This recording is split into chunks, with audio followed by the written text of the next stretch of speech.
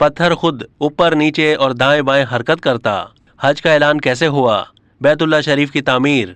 अल्लाह ताला ने हज़रत इब्राहीम अलैहिस्सलाम को हुक्म दिया कि मेरे घर की तामीर करो। चुनाचे हज़रत इब्राहीम अलैहिस्सलाम मक्का मुकर्रमा तशरीफ़ लाए।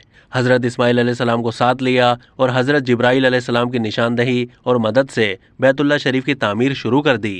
हज़रत इस्माइल अलैहिस्सलाम पत्थर और मिट्टी का गारा देते जाते थे।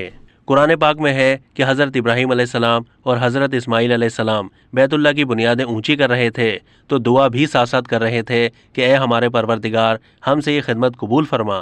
बेशक तू सुनने वाला और जानने वाला है। जब दीवारें ऊंची हो गईं तो उन्हें मज़ीद ऊंचा करने के लिए हज़रत इस्माइल अलैहिस्सलाम हज़रत जिब्राईल अलैहिस्सलाम की निशानदही पर एक पत्थर ले आए, जिस पर चढ़कर हज़रत इब्राहीम अलैहिस्सलाम काबे की दीवारें बुलंद करने लगे। ये पत्थर खुदकार जीने की तरह ऊपर नीचे और दाएं बाएं हरकत करता। जन्नत के इस पत्थर पर हज़रत इब्राहीम अलैहिस्सलाम के कदमों के निशान आज भी मौजूद हैं। पहले ये पत्थर मुल्तज़िम और हजर अस्वद के दरमियान काबा शरीफ की दीवार से मुंसलिक था। फिर हज़रत उमर फारूक रज़ी अल्लाह तआला अन्हु ने अपने दौरे खिलाफत में इसे वहाँ से हटाकर मौजूदा जगह नस्ब फरमाया।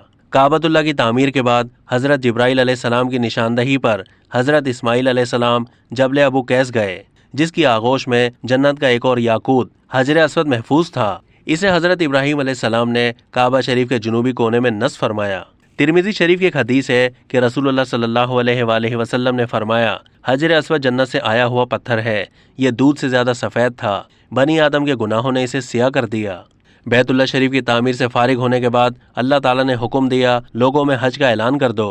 ये अल्लाह ताला की कुदरत है कि मक्के के एक पहाड़ की चोटी से बुलंद होने वाली ये सदाए दिल नवाज दुनिया के कोने कोने तक पहुंच गई। कुराए अर्ज़ व समा पर हर जी रूह ने इसे सुना। अब तक के लिए इतना ही। मज़ीद मालूमात के लिए डेली जंग के यूट्यूब चैनल को सब्सक्राइब कीजिए।